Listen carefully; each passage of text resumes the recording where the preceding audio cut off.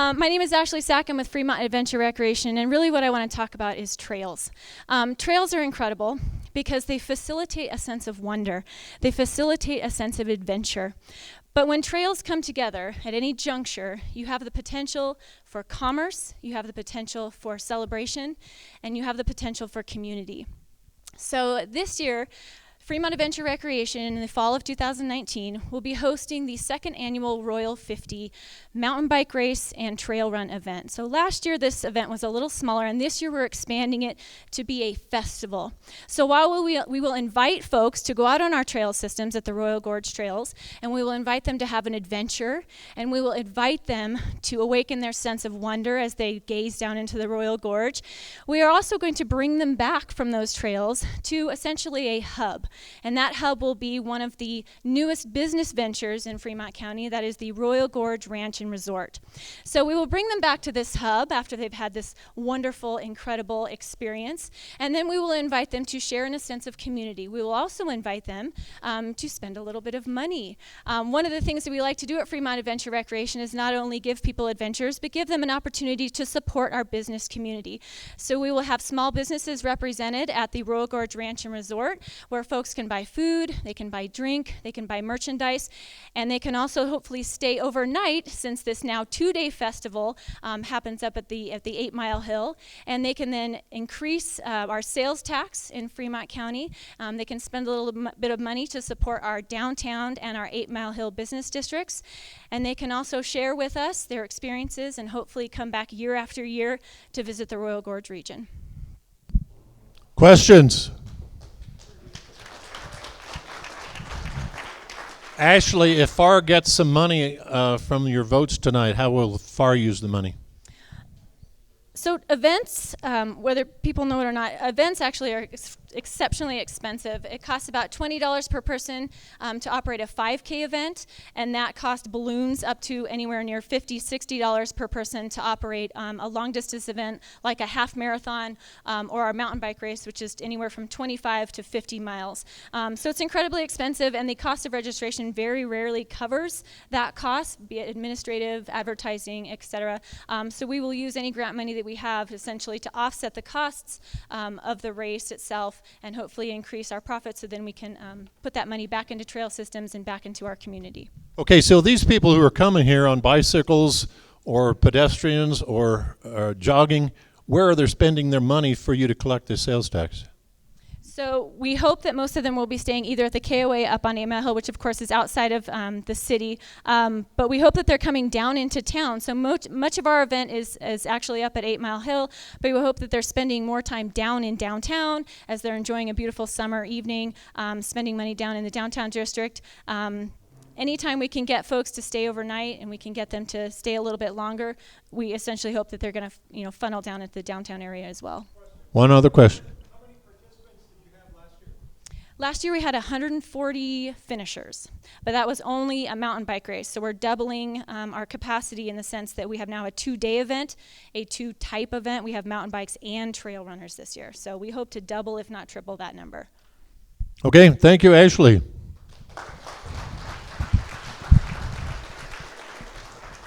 Thank you, everybody. So my question for you is, when you want to learn something and you're looking something up on the internet, which website do you go to?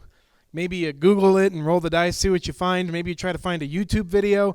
Maybe you go to one of those specialized websites that have courses that you can take that cost an arm and a leg and really just amount to YouTube videos and text on a screen. What if there was a website where you could go that not only could you find what you're trying to learn, but it would be organized in such a way that you could then take the next lesson or the lesson before and get a more full-fledged understanding? What if that same website is where your student is doing their homework for their high school and you can monitor as they progress? What if that's also the same website where you can create educational content for your employees or human resources materials?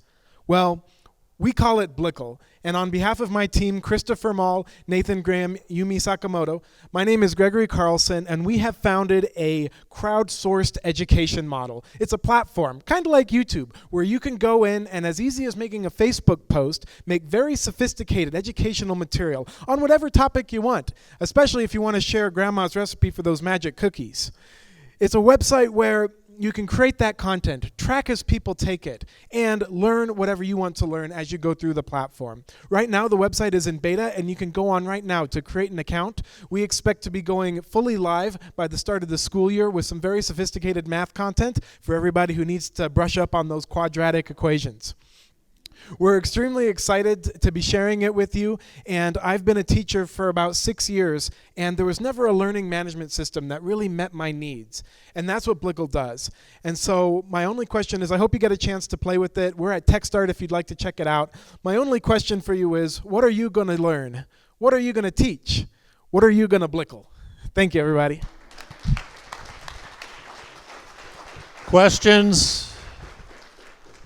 So we're all a bunch of rookies when it comes to being tech savvy. How difficult is it for us to learn how to use Blickle? Well, we've attempted to make the website as intuitive as possible, and in addition, in order to learn how to make content on the website, well, that's what the website is for, and we've got a bunch of lessons on how to use the website on the website itself. And Grandma and her recipe can learn it as well? We believe so. We've made the website so that it's capable for people of all ages to use, interact with, and really feel like you're actually learning and being able to demonstrate that learning. So did you get bored one night to come up with this? Where'd you get this idea? Well, as I said, I've been teaching, and the students are frustrated, and I'm frustrated that it's just not as easy to use as I would like. Okay, question here? Yeah.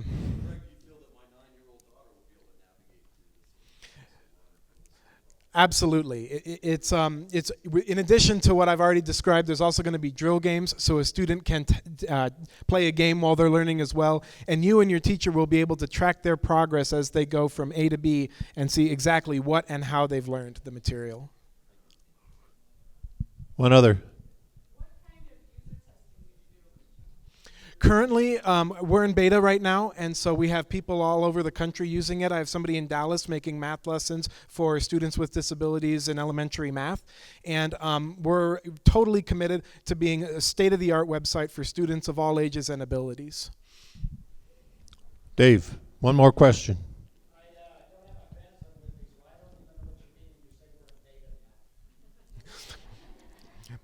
That means I have lots of people using it, and when they find something wrong, I get a very interesting email explaining it and try to fix it. And if I were to win the money, I would use it to hire more people from our local schools to themselves learn coding and help me finish it, getting it to development. All right.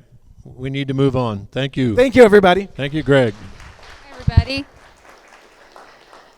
Thanks to FEDC for putting on this event. This is awesome that y'all do this, so appreciate it. Awesome food. It's been great. So the Boys and Girls Club, we believe we do all of kind of the usual programming that helps with academics, healthy lifestyles, character and leadership. We've identified in Fremont County, and also kind of, if you look at statistics from the state, the leading cause of death for 10 to 14-year-olds is suicide. We are trying to move upstream to prevent some of these terrible tragedies from happening. So what we're doing is we're starting, on top of our sort of regular programming, we're starting 2 new programs. One's a bike program.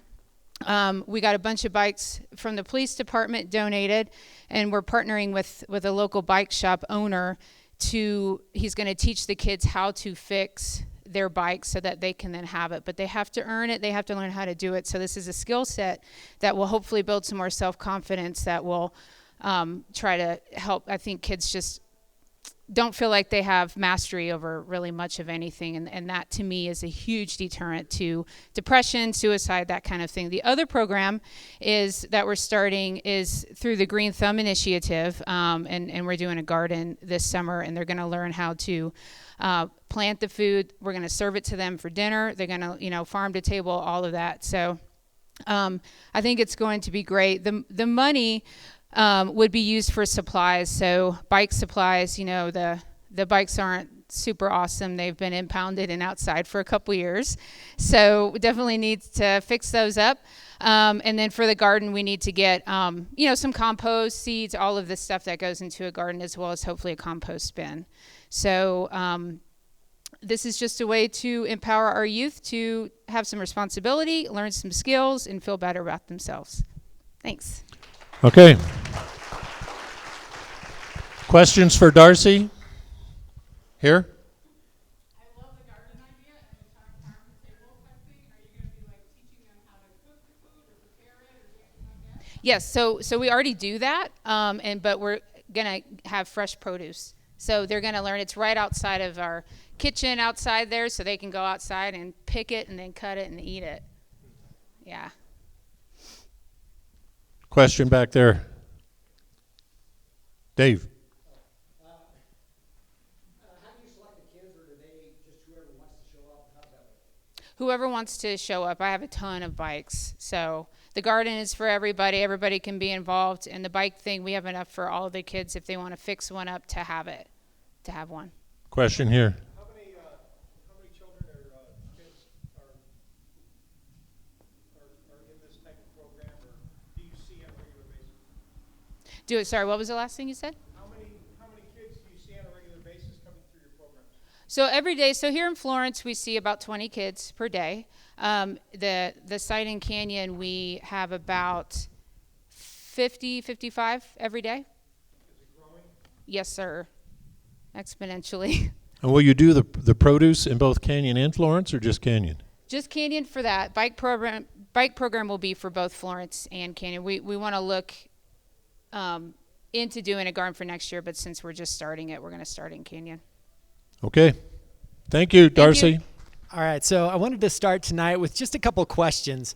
Who out there has heard of push-ups? You heard of that? How about sit-ups, right? We've heard of these things, right?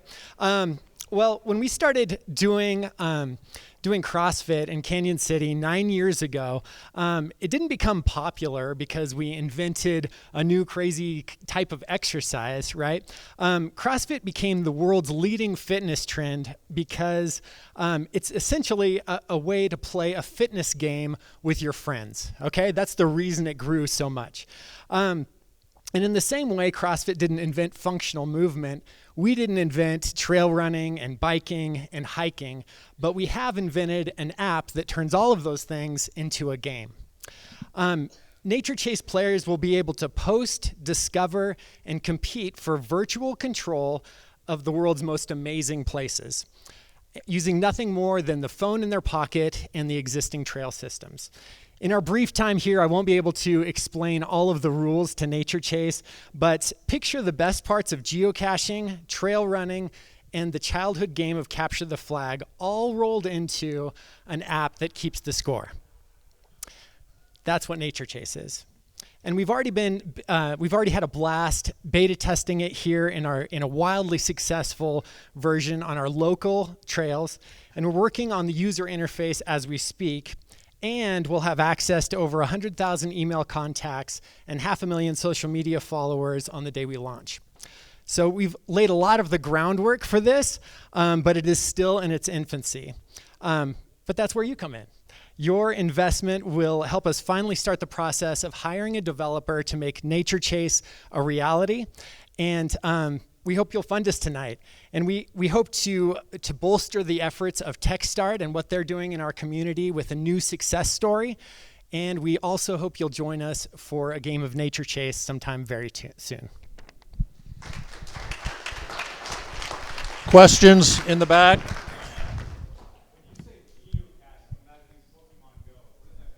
Yeah, so Pokemon Go, you've noticed a lot of people walking around randomly in parks holding their phones because they're looking for these geolocated Pokemon, right? So this is really similar.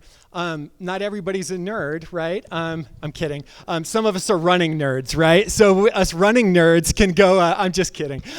So we can go out and we can find these cool places in nature that we think is awesome. But yeah, I think we'd be able to open it up to a bigger audience than Pokemon Go is currently reaching. But by the way, they've generated $4 billion in revenue with that app. So great job, Pokemon Go. Okay, but video games are got to be one of the toughest things to break into, right? What's going to make this unique? So the unique thing about it is that everybody can play with everybody. So we can all we played a local game of it here using Facebook groups, but you'll be able to set locations around the world that are your favorite places, and then you're going to have like basically a turf battle on keeping control of those spots. And the person who controls the most spots for the longest over the week-long competition is the winner. Targeting what, 14 to 22-year-olds? Gosh, we saw when we did it locally, we had 10-year-olds riding their bikes with their moms who are runners. We had people pushing chariots with Ainsley's Angels. We had people taking their elderly parents out on the trail. So really, everyone can use it. I would say that it's probably between the people that would be really into it are probably into like between 28 and 50, somewhere in there. 28 and 60, somewhere in there. Okay. All right. Thanks, Ian. Thanks. I would imagine most of us in this audience have healthy relationships, people that we can go to when we need someone to give us some wise counsel, to encourage us, to maybe help us make a difficult decision. Imagine what your life would look like if you didn't have those relationships. Think about how many bad decisions you didn't make because you had a friend that came alongside of you that kind of helped you see a problem differently. Relationships matter, and that's one of the key principles at New Creations Inn. New Creations Inn is a 12-month Christ-centered transitional housing program for adults who are seeking a safe, supportive, sober living environment. They learn how to, there's a curfew there's program fees, and they find employment, plus a host of other things while they're there, while they're living in community, while they're learning how to build healthy relationships with one another, how they're learning to handle conflict in a healthy and constructive way, and how they're learning how to be a good neighbor.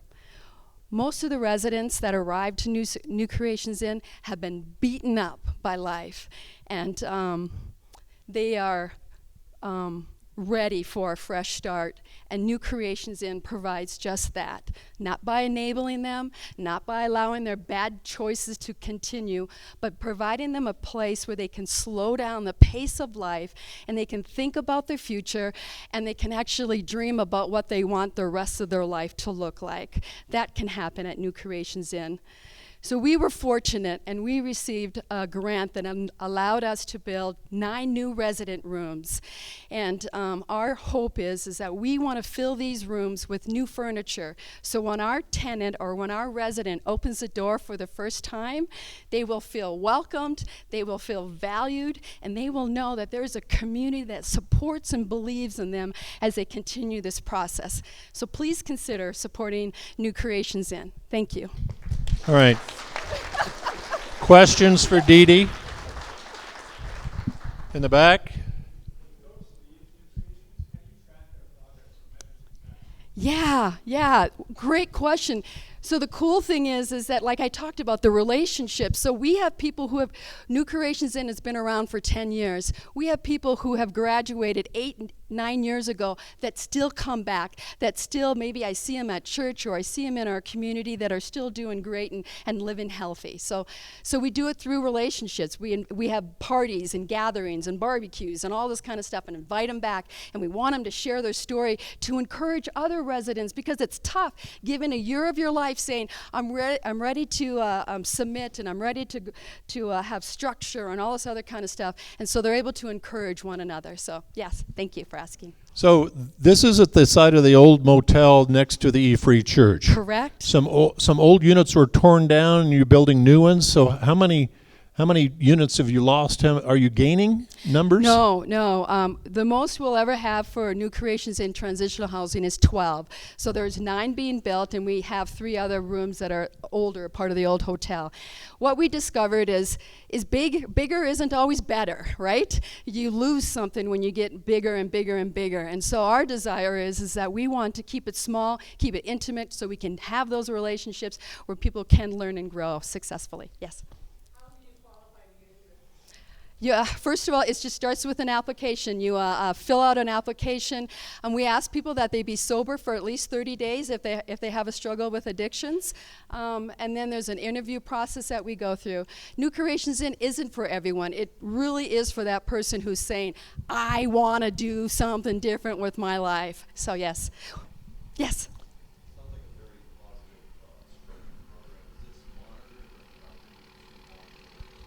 Okay, hang on. Let's wait till the diesel truck gets. And then, can you repeat his I sure question can. so everybody can hear it? Yeah. So he asked about the structure, that it's requires monitoring and all that kind of stuff. And the reality, yes, it is structured. We have people that are on site that not necessarily living on site, but the hours that they work. So there's people on site where our residents have access to someone if they need to. Yes, I'm sorry, that was the other part of your question. No, we have employees that work there. We also have volunteers, and we also have past graduates. Yeah. Okay, thank you, DeeDee. Yep. Thank you. Thank you very much. So, by a show of hands, how many people out there could use a little more joy in their life? How about a little more fulfillment?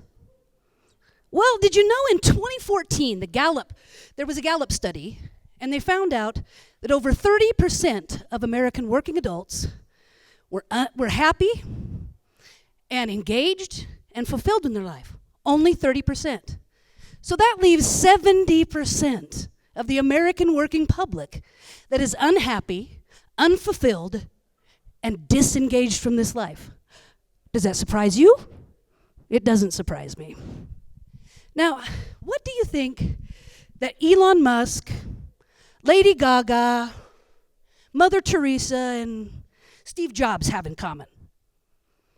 I'll tell you what it is. Passion. They went in every single day doing what they love and spreading their joy on fire, knew the target. They were on their way there. They were given their gifts that they were brought here for. Well, another question. Do you really think that Elon Musk could do Lady Gaga like Lady Gaga? I might want to see that happen, but I don't think so. So, do you think Lady Gaga could do Steve Jobs like Steve Jobs did? Well, probably not. Also, do you think anybody could do Gregory? Do you think anybody could do Gregory like you do Gregory?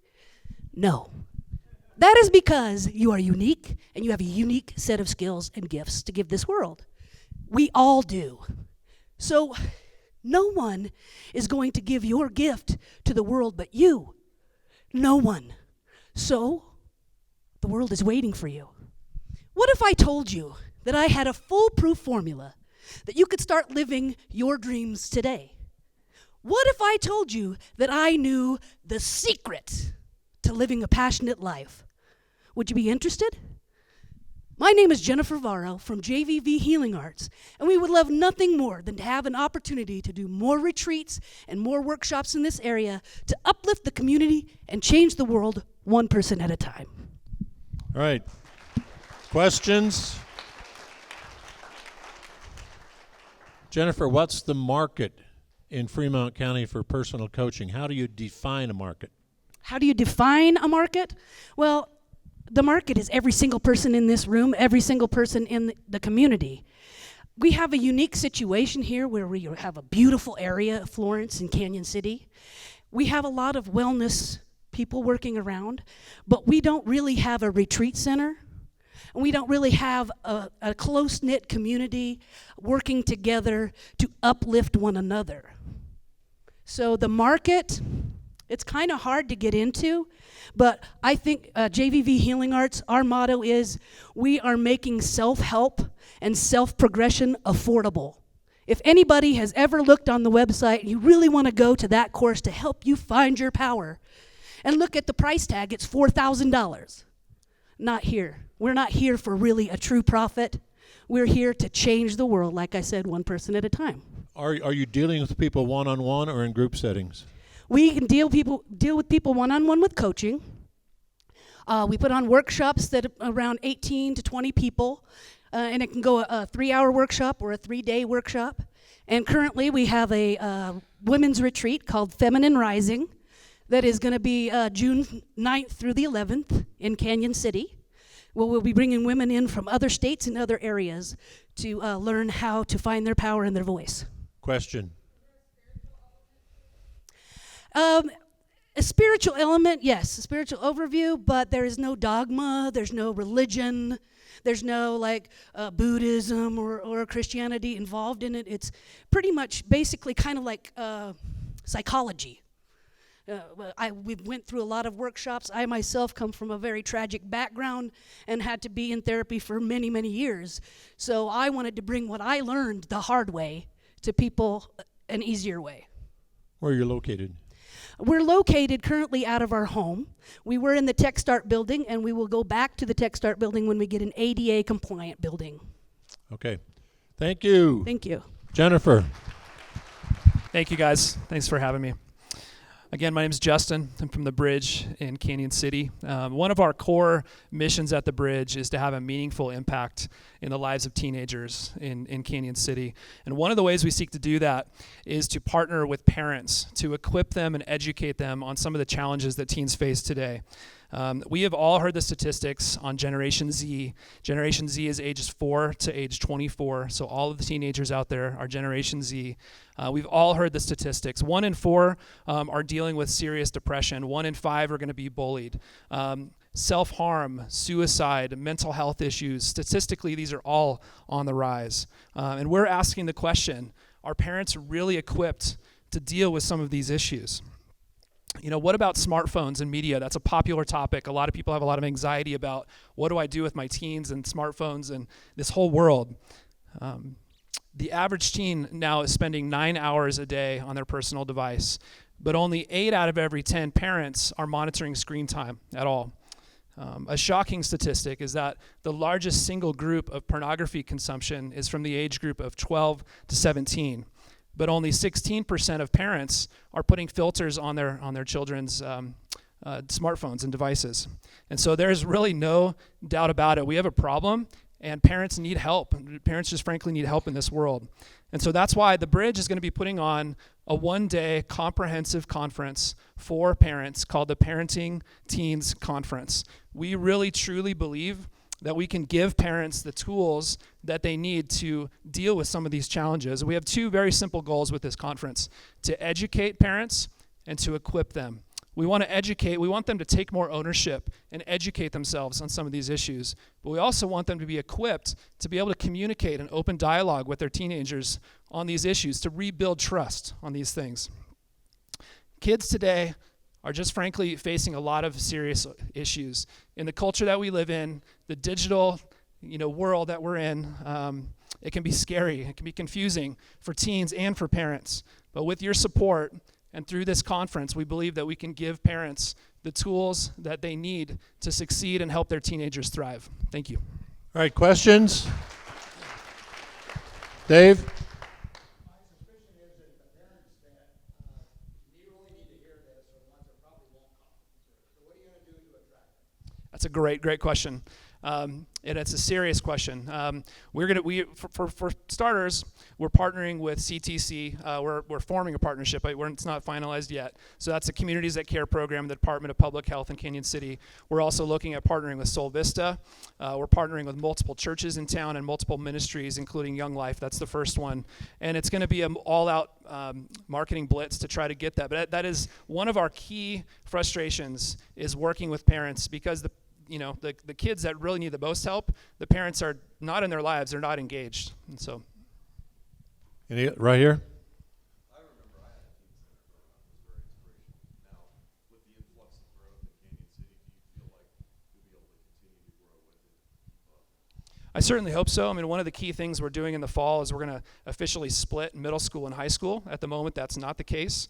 And on Fridays, which is our biggest night, we average 175 students down there. And that's definitely the case. We cannot manage that continual growth. But our eventual goal is to be open every day of the week. And again, that split is going to help manage that growth, at least in the short term. Go ahead. We're at 310 Main.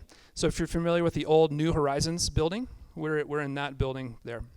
How important is the success of the Bridge based upon Justin Smith and the other people who run it being there? Volunteer leaders are everything. So we have 25 active volunteer leaders. Those are people that are at the bridge at least twice a month. And it's key. The relationships with caring adults are key to our success. The relationships, that's what we're really focused on. Anything else? Justin, thanks. Thank you.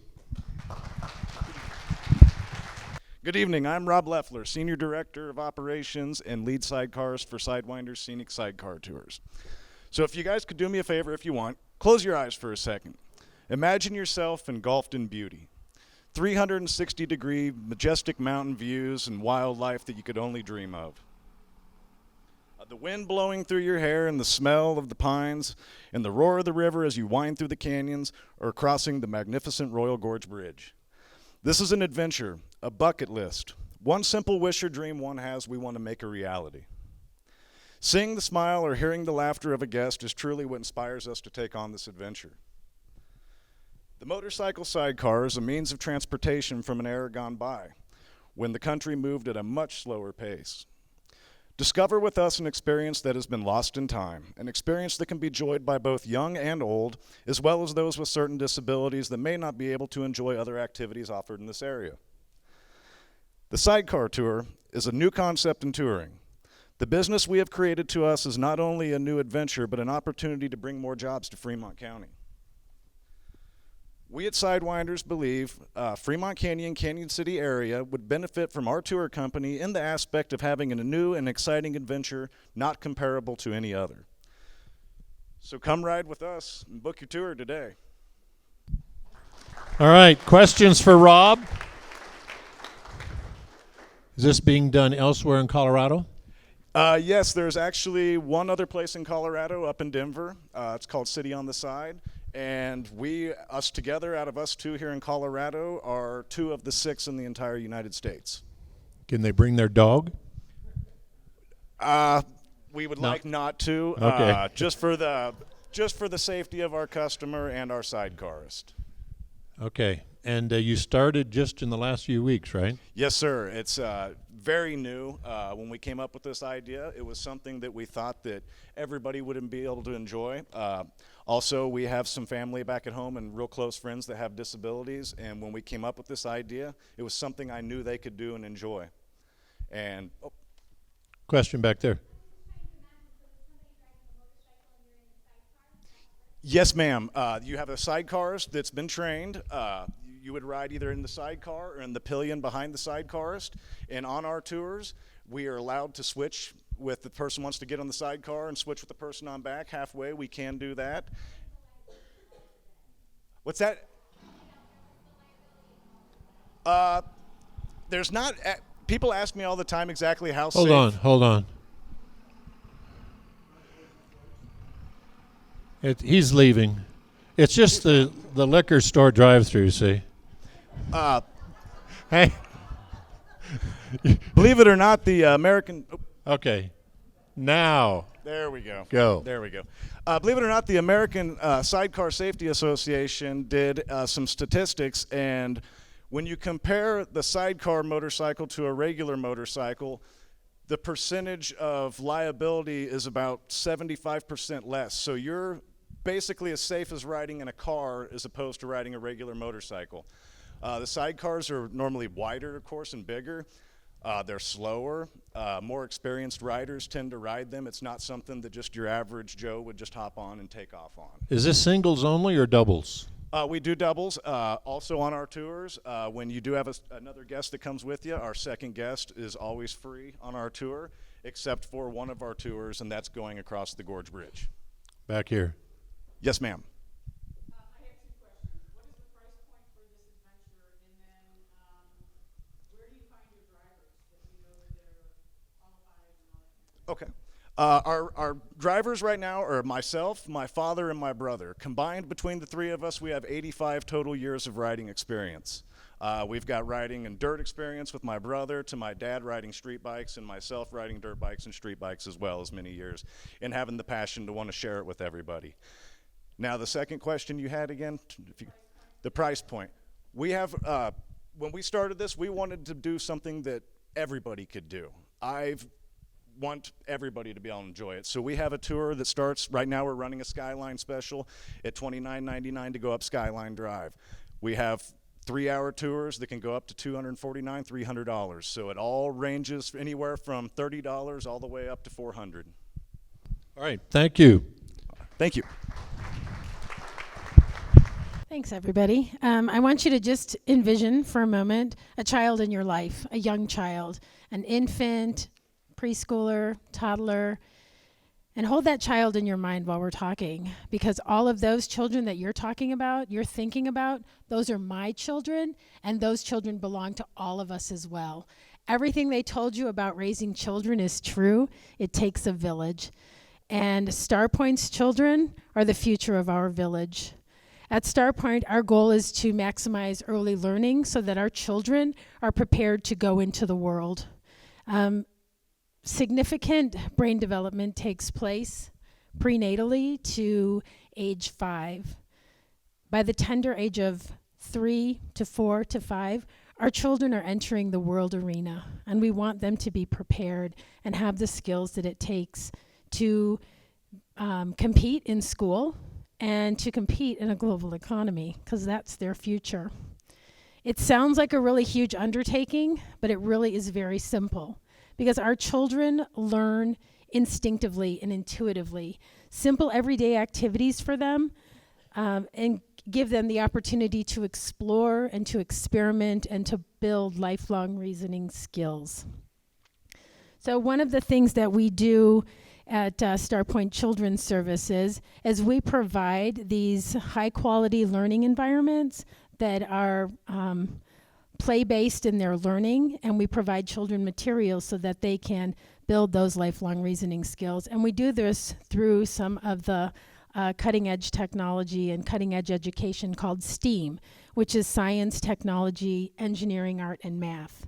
Now, like most businesses these days, we are in a place where we need to do some retooling and bring our classrooms, our preschool classrooms, up to STEAM standards. And so what we are looking for today is a little injection of some capital into those classrooms. The return on investment for birth to 5 is 13%, and we serve about 200 children in our preschool classrooms. Okay. Kathy, will you take a walk with me? Sure. Okay, I was told that if we stand over here, we can see you better. Okay. For everybody else presenting. So if you move into the stand spotlight, here? see? Okay, see, how well, that I works? can't tell because I'm I know, here. I know. Thank you, Ed. Questions for Kathy Kennedy? Back there.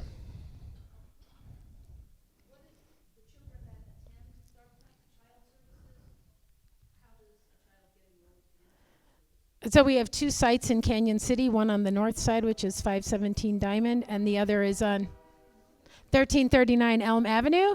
And we are a fee-based and scholarship program, so you could call either one of those offices and get an enrollment packet. So we're winding down the school year right now. School starts again in August, so we will start enrollment in July. But then we also have childcare, which wraps around the year. No, so Children's Services is open to all children and families that are prenatal to 5, and it just depends on availability. Preschool slots are at a premium. Toddlers and infants are at an even bigger premium, so you need to get on a waiting list for those. How long you been doing this? How many years, Kathy? 42 years. 42 years. And you have a passion for it. I love it. I know you do. I do have a passion for it. I know you do. All right, thank you, Kathy. Thank you. Okay, the following is based on a true story. It's September 2nd, 1938, and you are Jeremiah Watson, a 44-year-old blueberry farmer from Chatsworth, New Jersey. Now, as dusk is coming on and you're going through a rainy day, you're riding home on your horse Pardner through a deserted wilderness area called the Pine Barrens. All of a sudden, Pardner stops dead in his tracks. And he starts sniffing the air nervously. Then all of a sudden, from out of the dusky sky, a winged creature crashes through the pine trees and lands a few feet from you and your horse. Well, your horse takes off, you fall down in the mud, and all of a sudden you're looking at something you've never seen before. And this creature is standing there looking right at you. He's got cloven hooves and bat-like wings, but he takes one step forward on his cloven hooves. He cocks his goat-like head. Then he raises his left hand. And he goes, and then, well, if you want to see what happens next, it's all in our feature-length screenplay entitled The Jersey Devil, The Legend Lives. And in addition to our screenplay, Albright Films has formed Jersey Devil Screen Partners, an LLC formed exclusively to finance, produce, and distribute a feature-length motion picture. Now, in order to fund this motion picture, $1.5 million, I would like to recreate that true event that happened in 1938 to Jeremiah Watson and present it as a proof of concept. Now, having the Jersey Devil come to life and having him interact with Jeremiah during that 1938 encounter, we now have a finished portion of the feature film as a proof of concept. Now, we can take this finished portion and we can try to raise $1.5 million budget. And now, in order to do that, it's a long road to do that. And what we'll have to do is recreate this event. And then, once we do that, we can take this proof of concept, and then we can take it all around the world and get pre-sale deals and product placement deals to fund the movie. So if we're looking to do this proof of concept reel, we need to raise $60,000 in exchange for 4% equity in our business. So that's my presentation. Okay. Questions? So how does a small film producer break into that business without the backing of a major studio? That's a good question. First of all, if a major studio gets involved, the $1.5 million budget becomes $75 million. And we're out of business. Simple as that. This is an independent production, entirely having nothing to do with the major studios, because this film can play all over the world if we distribute it independently, because there are companies all over the world that will book this movie. Okay, so you're going to go out and sell this independent film. What are you going to show them that you've already done? What kind of product are you going to show them as to the proof in the pudding as to you're being able to do this? That would be this proof of concept. We want to recreate this event that actually happened to Jeremiah Watson in 1938 and have the Jersey Devil come alive and have him interact with Jeremiah Watson and use this as a proof of concept so that people around the world can see that we mean business, can see that we've got part of the movie done. So you've got something to take out and show them. Exactly. Okay. Exactly. Any other questions? Here. Nothing like it. No. It's that's the connection. It's an independently produced movie. There's no studio involvement whatsoever. I think they made that movie for less than $50,000, and it's grossed millions. And we have a extensive business plan that we put together that we can show that there's a market for this movie. It can play all over the world, and we've got distribution that we can. Are there devils in New Jersey? Of course, the Jersey Devils. All right. Hockey team. All right. All right. Thanks, Lee. Thank you. Hunger is much closer than many of us realize. Right now, Fremont County is the number 4 county for food insecurity in the state of Colorado. We were number 1 up until about a year ago. When I started the pantry, I had been working with Care and Share of Southern Colorado out of Colorado Springs, and they get their food from Feeding America, which most of you are probably familiar with. And at the time that I was invited to start this, they said we need 9 more food pantries in Canyon City and Fremont County. And we've never looked back. We are currently handing out food to over 1,300 of our neighbors, and that has doubled since 2015. As he mentioned, we are 100% volunteer. We rely on donations. We do have, besides the food that we're able to purchase from Care and Share, we have a lot of people with home gardens that give us their food in the summertime. We have people that give us cat and dog food, because you know that a lot of our neighbors would rather feed their cats and dogs than themselves. We have a lot of seniors in our neighborhood. We're on the west side, and we have a lot of seniors who are raising their kids, their grandkids and great-grandkids. We have folks coming in their electric scooters, or their worker brings them to the pantry to get food. And I'm excited to say, starting in June, our Tuesday distribution, we distribute twice a week. Our Tuesday distribution is going to be in the evenings at 4 to 6, which up until now, there really isn't anybody that's open. I think there's one in Penrose on the weekend, or I'm not exactly sure, but so many of our clients walk, and this is just a great service that we're able to give, because we don't ask them for, we're not asking them for money or anything like that. They just come and we give them food. And if you drive up in a brand new BMW, and I've been asked this 1,000 times, are you going to give me food?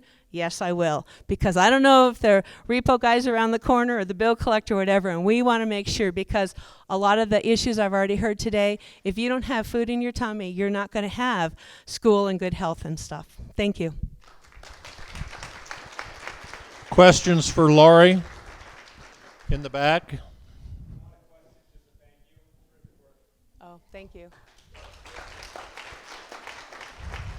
So, Laurie, where are you located? We're at 629 Harrison. We're in the basement of the Royal Gourd Vineyard, and although we're there and not affiliated with them, we're open to anybody, no matter who you are, how old you are, where you're from, race, color, anything. We give food if you ask. So you started with distribution one day a week, or? Yeah, we started up at 7th and Floral.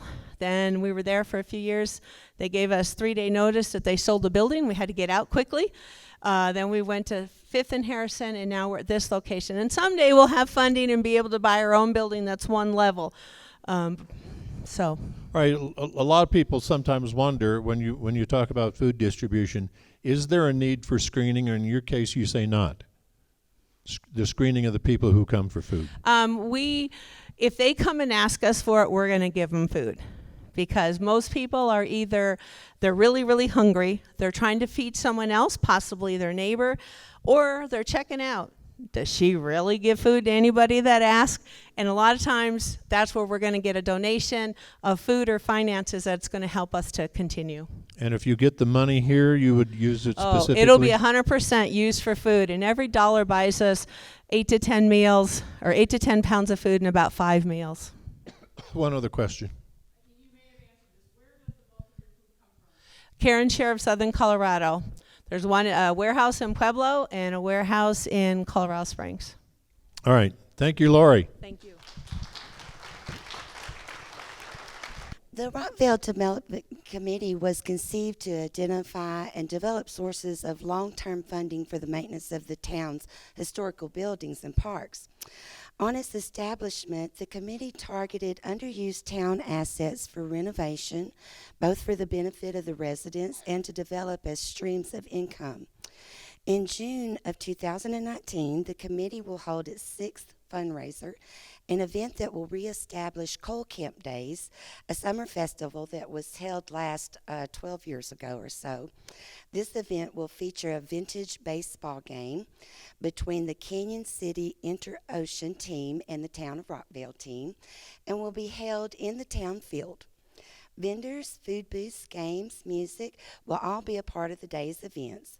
Proceeds from this annual event will fund continued maintenance of the town field, which is an 8-acre site, and promotion of that site as a venue for festivals, music concerts, car shows.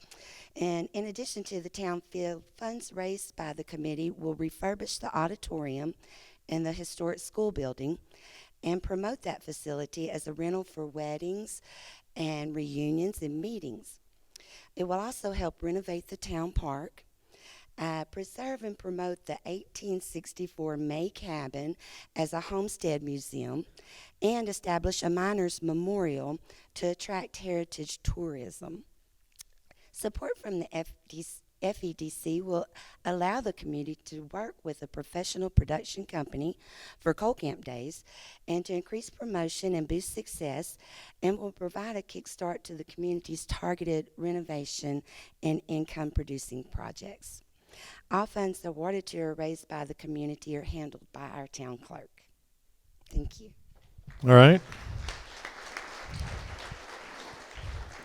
Questions for Lisa? So, the park in Rockvale, have you spent money every year, or has there been a major effort? Or is it just a continual effort to just add and improve? It's a continual effort to add and improve. We've just cleared the weeds out. Of course, we all have to deal with the goat heads and in the parks and things, so we've been working on that to make it a place where our children and families feel Have you been able to get any Colorado State parks grants? Not at this time. And have you applied? We're in the process In the of process. doing that, yes, sir. Okay, any other questions? All right, thank you. Thank you. All right, thank you. Hit it, Bob. All right, so Fremont County has long exploited and benefited from natural resources. We can think of it in the past from mining all the way through today with tourism. It's all based around our mountains, our water. But within tourism, we can even think of subcategories, and those would include ecotourism, education tourism, and even experience tourism. And to give you a good example of one that exists kind of under our noses are the geology camps that are coming through Fremont County to study, to learn, and they're benefiting in their own college education because it's part of their curriculum. When they come, they're bringing dozens of students. They're out-of-state universities. They're investing in our communities, buying properties, and it's something that's a silent investor in our community. And we at River Science believe that we could be doing more of this, but under river restoration. So river restoration is changing, and it's a really exciting time. We're focusing more and more on cost-effective solutions that reach longer miles of river. And we and our partners are really spearheading a lot of this through different university research projects. And this area has a lot of opportunities. It has healthy rivers, it has unhealthy rivers, it has post-fire rivers, and all of these are great places to study, to learn, and to put in these practices. And right now, some of our partners are going out and doing workshops, and they're selling out. There's a new need, there's a hunger for this. And what we're proposing is that instead of these traveling workshops, to bring it to our community, have these workshops, have these conferences, go out and do this work on our local rivers that benefit, and all along, these benefits are synergistic to our already tourism. It's going to improve our rivers, and that, we believe, that's not only good for our community, but our branding as a community. So, that's my time. Okay. Questions for Luke? Right here. Can you give sort of an abbreviated definition of river restoration? Yeah, it's just improving the health of a river. So elevated populations of fish, cleaner water quality, connected floodplains. So when you think about flooding and dangers to your house, we could expand that so that when the river does come flooding, it's slower, it's not as dangerous, all of those processes. So why a nonprofit and not for-profit? The simple answer is that we don't want to be a salesperson. We don't want to be going out and saying, you should be doing it this way. And we might get that image as a for-profit.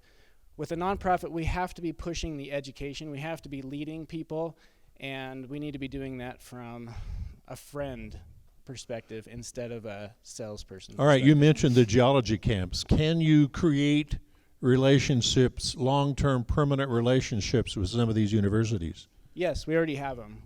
Our partners are universities, and I have a long record of And money research. flows from them? Yep, they're the educators. They're the ones that are going to determine where they go for their field exercises, for their experiments. And it's not just education and research. It's the NRCS, the most recent workshop that just sold out, is a workshop just specifically for NRCS. That's a government agency that focuses on our land and resource conservation.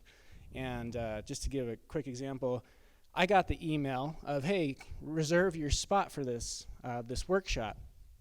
And I went to it and clicked it, and it said, sorry, it's booked. It was a matter of minutes. This thing filled up. All right, question here, ma'am.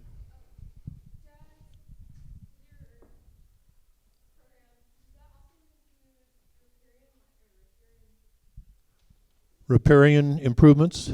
Yeah, so riparian vegetation, riparian habitat. So riparian is just the area near a river, the vegetation, the habitats, and all of that is a huge part of the river because whatever flows off the land into the river is a huge aspect of river health, whether it's pollution, etc.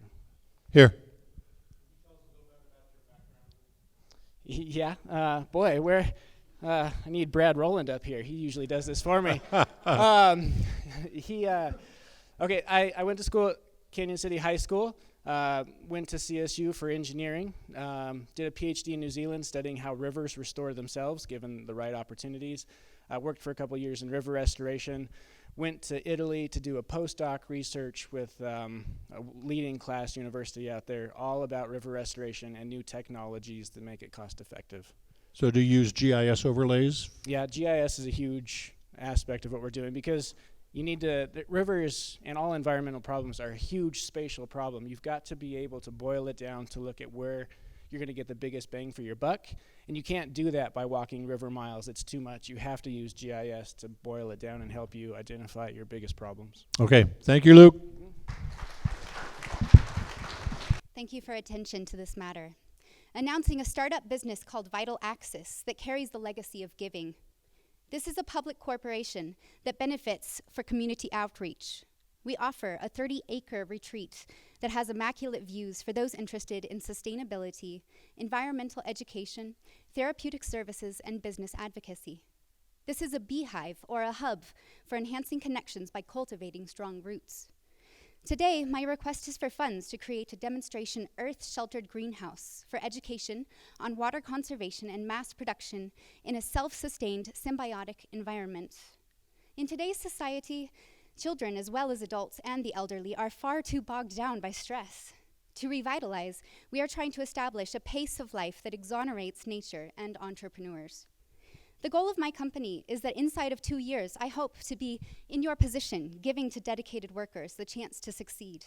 As an international volunteer myself, I abide by the code, pay it forward. This retreat will give back to the community, and one day will be open for work trade, therapies for those with disabilities, workshops and events, and free relaxation for friends and family. We have a self-sustaining shipping container house, a large barn and a tractor, and have already dug a site for an earth-sheltered greenhouse. Our goal this summer is to complete a greenhouse that is engineered with aquaponics to model water conservation and food production year-round.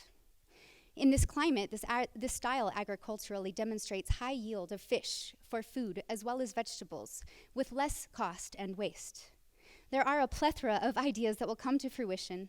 Friends are already installing more power on the property using a wind turbine they had in their garage, and inventors are seeing personal asset in the property for their own creations. The interesting aspect of a public benefit corporation is the fact that who donates a substantial enough value into the property essentially gets a proportional share or interest in the business. There is enough to go around, and we abide by ethical standards. Vital Axis will be the point at which the journey will start for many on the voyage to fair trade companies and sustainability. Thank you. Okay. We could probably spend an hour on questions, I'm sure. Where's this 30-acre retreat? This is a 30-minute drive from Canyon City. It's off of 69. I take the long way, so I go up on 50 and take 9 to 11 before. It's Deer Haven Ranch, essentially. Okay. And why this area? Why did you select this area to pursue this particular business idea? Honestly, it's been in my mind and my heart since probably middle school.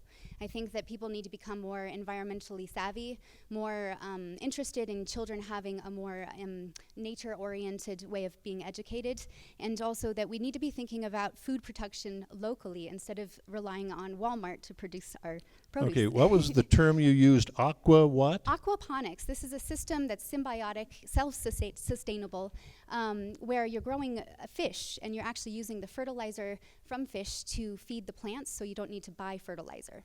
It also is a very water conservative method because you're only using a very small amount of water compared to the normal ranching. Okay, that was part of my question, where you get the water. How we much have a well water? on the property. Okay. Yeah. Other questions? So, where will you invite these people that would come to the retreat? I mean, are we talking about weeks, days? What kind of retreat, what does a retreat look like? It's a good question. It could be very many different things. One would be field trips for kids to come see how we're growing locally food in the greenhouse. One would be retreats for those trying to recover from something, so that would look more like a weekend retreat. Another would be gathering place for a wedding. This place has a great view of the Sangre de Cristo Mountains in the background. So the types of retreats and workshops, my personal goal with it is to see hippotherapy for children with disabilities. So would you use the money to go public, or what's your business model? Oh, the idea is to get the metaphor of this greenhouse really built, so use the money for the greenhouse to start establishing that. But in the long run, this would be an outreach program for the entire of humanity, honestly. Okay, one other question? Woo! All right. Thank you. Received at the post office addressed to Mrs. Dorian of Rockvale Hotel, a letter from Mrs. John D. Rockefeller, Jr., praising Miss Dorian's fruitcake and requesting the recipe. Murder. Human remains are found along the Arkansas River east of Florence. Theory that the killing was followed by dismemberment. The rest of the story and thousands of others can be found at the Florence Historical Archive. The archive is a repository for retention of documents considered to be important to the generations of future historical researchers. The Florence Historical Archive is exactly that, forever retention of flat history produced over the last 150 years. People, places, and events are the backbone of the civilization we have developed. The story of lives here in Fremont County is told in the documents, newspapers, pictures, and diaries of those who were here when it was wild and woolly. The history of homesteaders, ranchers, fruit growers, laborers of Fremont County resides in the shelves of the archive. We put that history at the fingertips of thousands of people each year. The archive is a growing entity with requests for information from every corner of the U.S. and Europe, from students, teachers, filmmakers, scientists, historians, genealogists, and local residents. Our members network with other regional historical organizations, including the Pikes Peak Archivist and Museum Network, to put Fremont County in the consciences of hundreds of people as a heritage tourism destination. With funding from the FEDC, we would expand the reach through increased digitizing and online presence while professionally archiving material and providing free access and research space to the public. Okay. Where do you archive these materials now? The archive materials right now are at 600 West 3rd Street, right in the City Hall building. That's where we have offices there. Okay, does this parallel at all with the Pioneer Museum? It parallels with it. We are doing some of the, they have the 3D stuff at the museum where we are flat. We only have newspapers and photos, that kind of thing. We did do a class with the museum at the senior college this year on railroads, and it was really a great class. We enjoyed doing it, and we had great responses from it. Any questions out here? So does it take a certain amount of expertise to make sure that these materials are properly archived and recognize the value of what should be kept and what should be tossed? Yes, it does. We do have an in-office archivist with us that Millie is with us, and she helps us to make sure that we take proper care of our material that we have. We do need to get material to cover the very old newspapers we have. We have some that come from the turn of the century, and so we do need to get that kind of material. We do have special archival boxes that we use to protect the material that we have. All right, thank you. Thank you. Did you have one other question back there?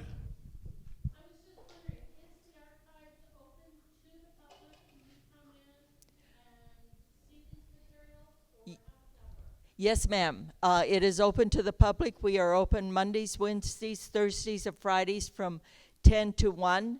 And if you can't come in at those hours, if you contact us, we will come in and open the archive. But we are kind of restricted because we are in the city hall and we have to abide by their hours too. Okay, thank you. There was one more question. Oh, where at? Right here. Not a question, but more of a response. Thank you for all. I spoke with Florence citizens about Wood, and thank you so much for all the work that you do putting together the memory lane. When I took it over, I can't tell you how many people asked to have that back in the paper, so thank you. You're welcome, and I think we're enjoying as much as you are doing it because we get to do the research and look up the stuff. Thank you. All right, thank you. What inspires small business? For some, it is passed down from generation to generation.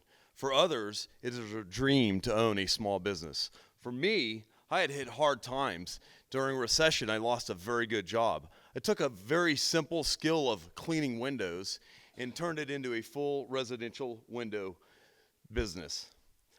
12 years ago, I desperately canvassed the neighborhoods, knocking on doors, selling my window service.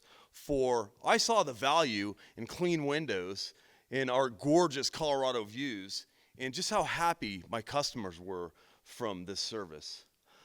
4 years ago, we evolved into a full-service residential window business. We moved, specializing in window replacement, glass replacement. We specialize in window treatments, awnings, and of course, window cleaning.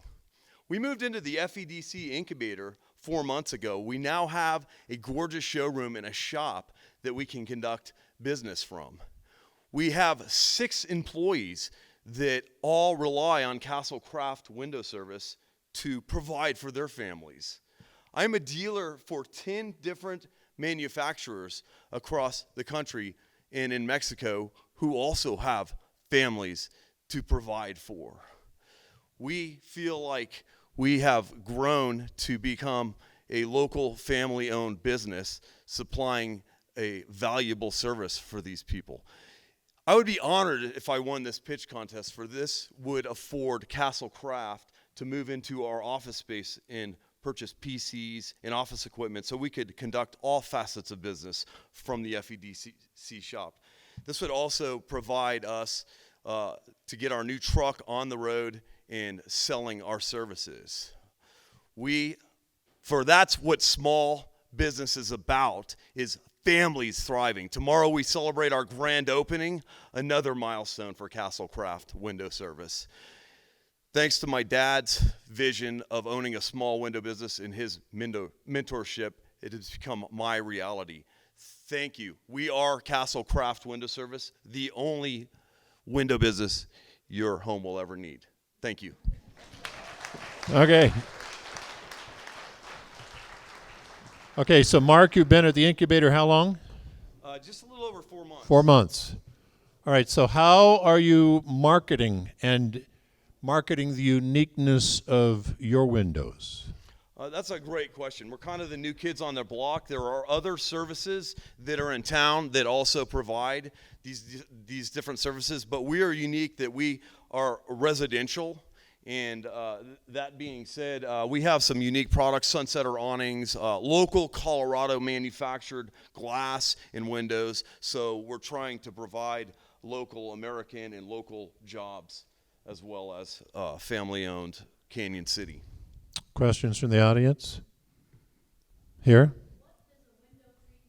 That is a great question. It's a fancy word for blinds and shades. All right, and the windows themselves, you say primarily residential. Do you do any commercial? We're focusing on residential. We do commercial window cleaning, commercial window treatments. Mostly we're trying to cater to residential because the implosion of growth here, there are these services from other small businesses locally. However, I feel it makes me really sad when people say, oh, I got a service out of Colorado Springs or out of Pueblo, because ultimately it hurts our economy by not supporting our local small businesses. Okay, you mentioned your dad. Explain that a little more in My father detail. raised 11 children. I'm number 7, and he had a small business that he grew into a larger business from the 70s, 80s, and 90s. So he kind of mentored me. So this is kind of an extension of his business. And what kind of business was he? He was a contractor for room additions. Okay. Anything else? Back here. Yes, like I said, I knocked on doors and canvassing Dawson Ranch, and it eventually expanded out Highway 9, West Cliff. I try to stay more in Canyon City, but we do cater out to some of the mountain homes. All right, well, that's a way to start a business, knock on doors. All right, thank you. Thank you. Oh, right here.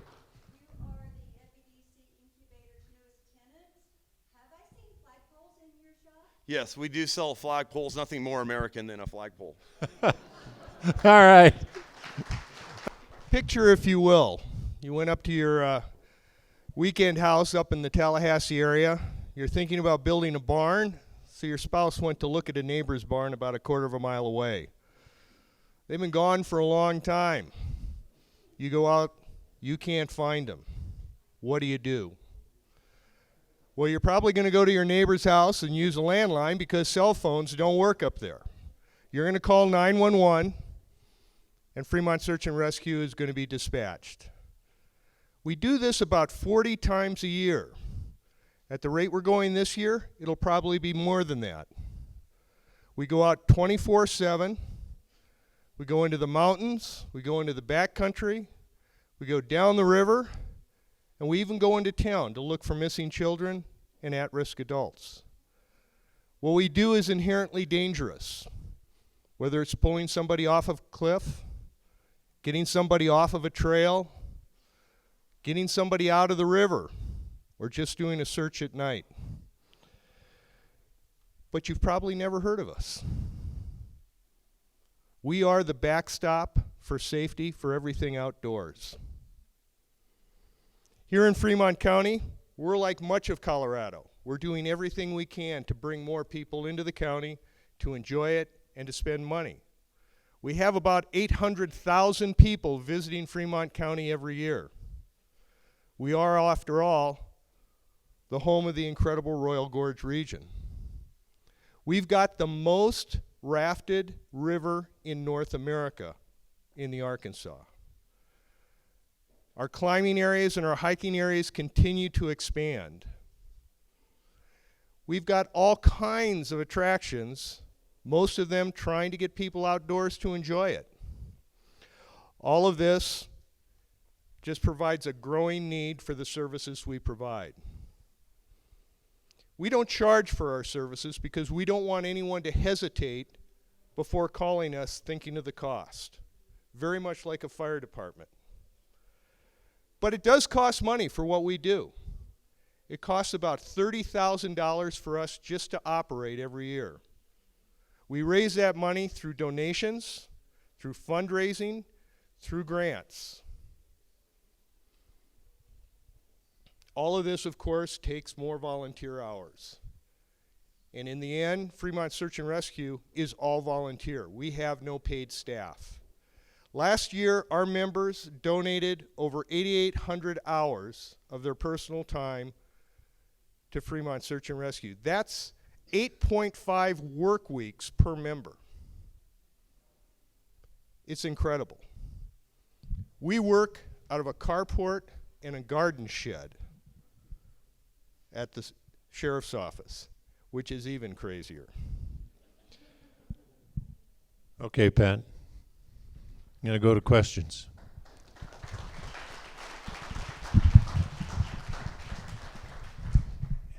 And with the river going to hit historic levels, probably your swift water rescue team is ready to go, right?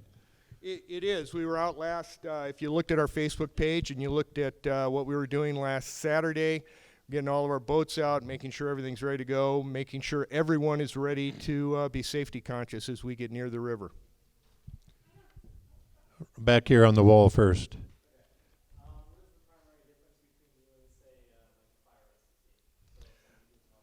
Fire department does heavy rescue.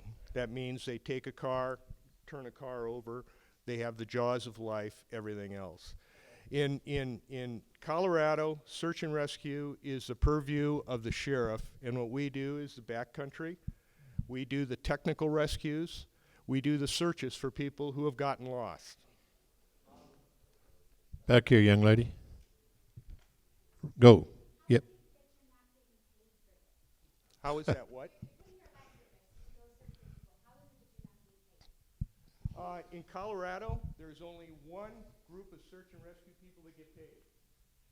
Those are the Rocky Mountain Rangers at Rocky Mountain National Park.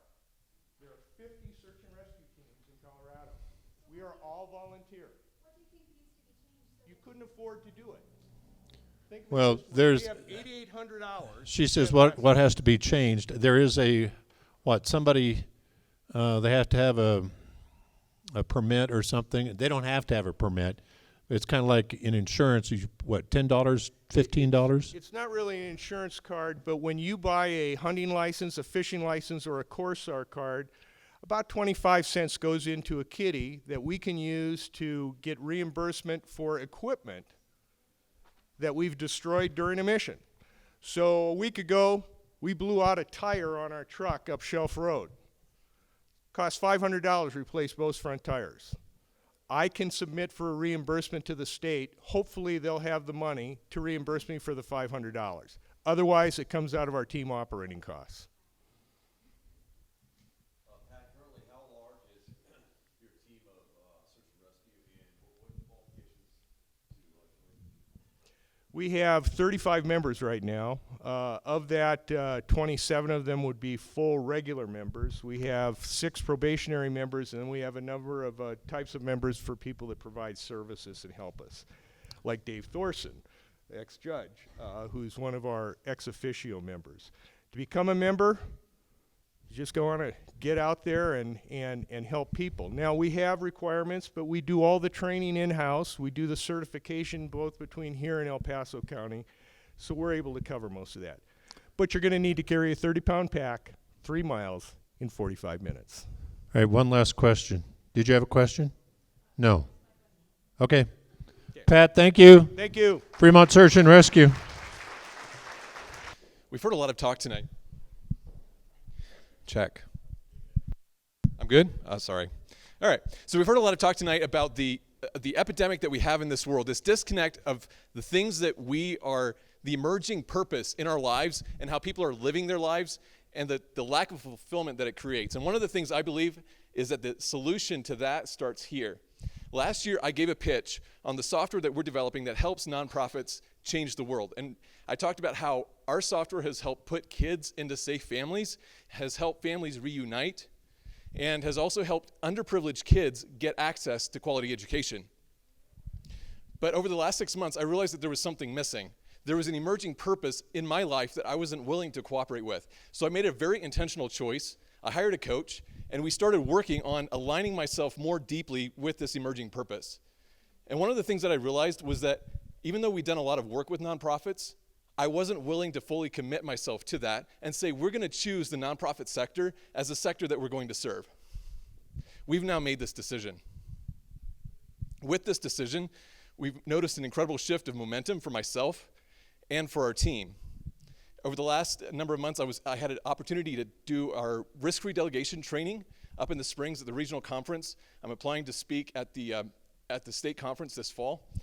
We completed a project that helps a nonprofit retain staff and volunteers and prevent burnout, which if you're a nonprofit executive director, you understand how significant that problem can be. We're developing strategic relationships within the nonprofit community. And last but not least, we have a social media strategy that we're gaining traction with, and we're making forward progress after spinning our wheels for quite some time. I'm actually grateful we didn't win the pitch last year, because this year we have so much more clarity and so much precision on where we're headed. And last of all, we're launching a nonprofit disruptor show highlighting nonprofits that are breaking the mold to increase their impact. You see, Multiply Your Strengths is not about a business, it's about a movement. It's a movement of change makers who are willing to break the mold to increase the impact. With our strategic plan, we have clarity and precision, and we're moving forward, we're gaining momentum, and I want to invite you guys to partner with us in this movement. All right, questions for Matthias? Questions? How does a for-profit company make profit by developing software for nonprofits? Yeah.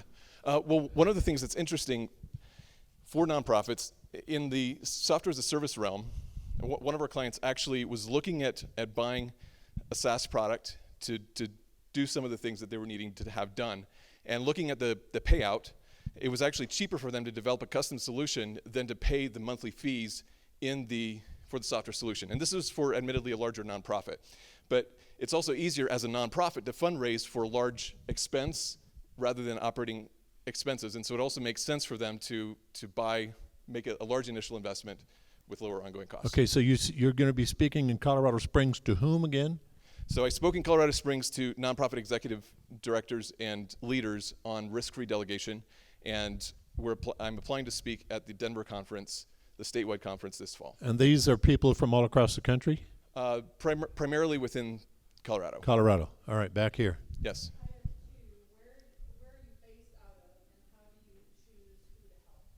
So we're based out of FEDC TechStart. I have an office there, so yay TechStart. And so admittedly, this is a for-profit venture, and so who we help really comes down to can we create an alignment where what we need to make happen, that you have the resources to help so that we can do what needs to be done. And that's long and short of it. Other questions? One more? There have been rumors that I wrote a book that hit #1 bestseller on Amazon called Winning Together. And you can actually go online and buy a digital copy for only 99 cents. And I've actually heard secondhand that it's a good book. So I encourage you to check it out. You can also get a signed copy, autographed copy. Again, you can get it from Amazon, get it within 2 days, and swing by the office sometime. You can even take a picture with me, and I'll sign it and there you go. Make you feel important. All right. Anything else? Thank you, Matthias. Appreciate it. I know where the lights are, so I'll stand in the lights because I put them up there. My name's R.C. Wilkins. I am the artistic director here at the Rialto. When I first got here, there was nothing. There was no people in here, no laughter, no scenery, no lights, no curtains, nothing. 96 years took a toll on this building. It was falling down. There wasn't a ceiling. There's no fly system.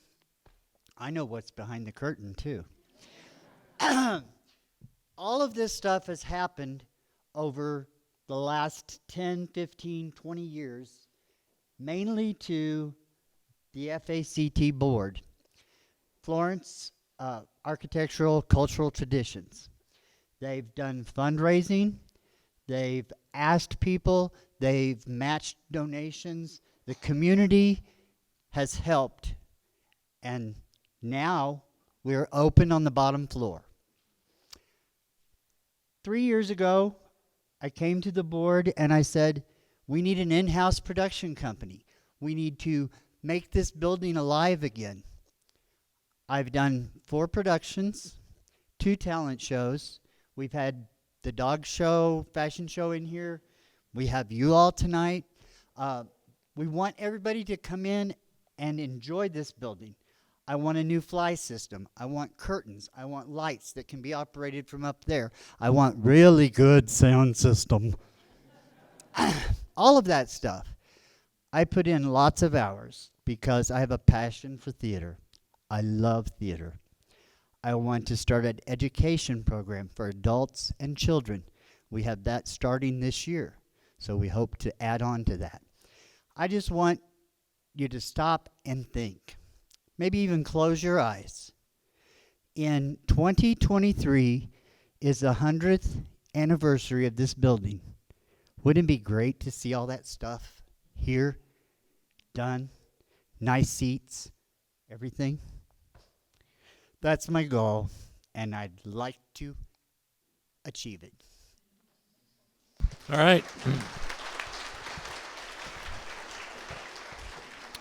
Where are you from originally, RC? I'm originally from Missouri.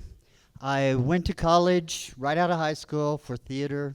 Back then, when you're a kid, you don't realize what you have, and you buck the system, and so I quit.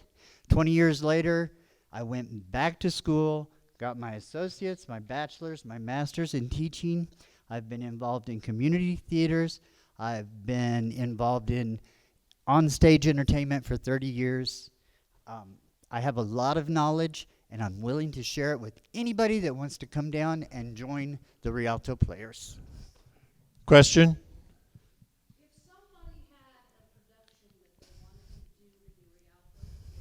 Uh-huh. Well, there's a director's guideline that has been approved by the board. They have to fill that out, get it approved. It goes through a play committee. As far as the cost, generally, it costs a lot of money to do a show. I've done the 4 shows with minimal budgets, created stock scenery, and I mean, even we have the place so that you can come. We don't make a lot of money because the lights take up a lot of energy. So as far as a cost, we really don't have that cost down, but we can work with you and say, well, we want you here, and this is when we have time, you know, in our schedule. So it's affordable. And you can look at the walls, or you can look at the dark curtain, but if you want to see where tons of money was spent, look at the ceiling. Because a lot of us remember when there were just bare rafters. And I want to redo the dressing room downstairs. It's just an empty basement. So my actors have to be on each side and get dressed, and they have no place underneath to come up, you know, dressing room, green room. There's a lot of stuff here that the sprinkler system, the new box office up front, the railing that was destroyed by somebody that backed into it, that now has to be fixed. There's a lot of things. We do have a Rawlings grant that we just got to resurface the floor and redo the floor. So that's coming soon. Next Friday, Death Trap, here on stage. All right. Thank you, RC. Thank you. A quote from Lao Tzu: watch your thoughts, they become your words. Watch your words, they become your actions. Watch your actions, they become your habits. Watch your habits, they become your character. Watch your character, it becomes your destiny.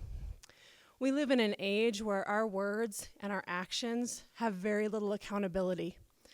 They're out of control.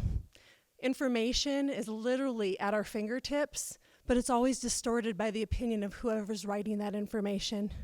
So how do we help people to make wise choices, good choices? 1 in 5 Americans reports feeling lonely, socially isolated. This leads to poor relationships, decreased work productivity, and unhealthy living conditions, whether it's just general health or the actual condition of their home and where they live. There have been lots of studies done on visualization and how to change thought patterns. And every time they find, Stanford and Harvard have found that you cannot ask somebody to complete a list of tasks anymore and they don't do it, they don't stick with it. It's really about the outcome. When we give people an outcome, we cast a vision, it's really an important tool. At the Canyon City Pregnancy Center, we serve whole families. We offer educational opportunities in exchange for them taking the education. Then they get items, whether it's clothing, baby items, diapers, food. They can get big stroller items, things like that. So when learning becomes a choice, the information sticks more, right? And then it's their choice. We're not forcing it on them. Community, which a lot of you have already spoken of. Community and repetitive patterns, showing up, being consistent, hearing the information from a friend, from a parent, from a teacher, from somebody on the street, at the grocery store, from the doctor, and from us. We bond in a non-authoritative way. We're seen as partners in accountability so that they know if I do this, I get this, but I'm not making them do it. It's not court assigned, it's not a teacher assigned. They want something and they're willing to take a course to have it. So at the Canyon City Pregnancy Center, again, we offer those educational opportunities. We are really situated in a great place to help a shift in thought patterns, which transforms a person, which is going to transform our community. All right. Questions for Stacy? Here.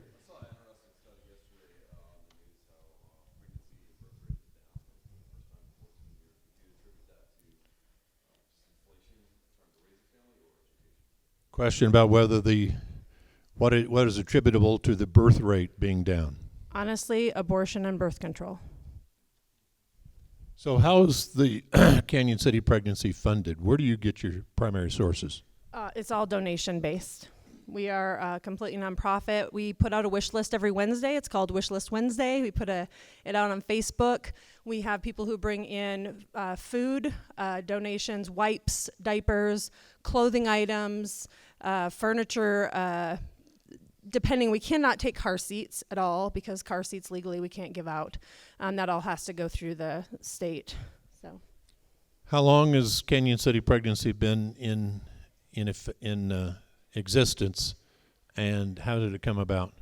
So this is our 35th year. It's one of our birthday big years, so we're going to be celebrating. I'm actually brand new. I started the very 1st of April. It came about out of a need from the community. It used to have a different name, and it started really small, and then it just grew under a couple different directors. Our ability to teach and educate and the things we offer has grown as well. Question?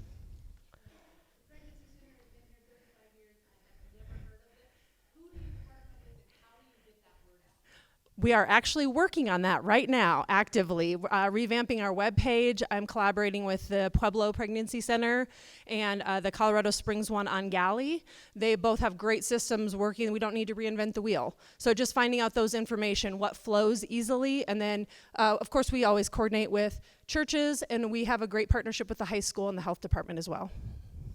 All right, any other questions? Okay, thank you, Stacy.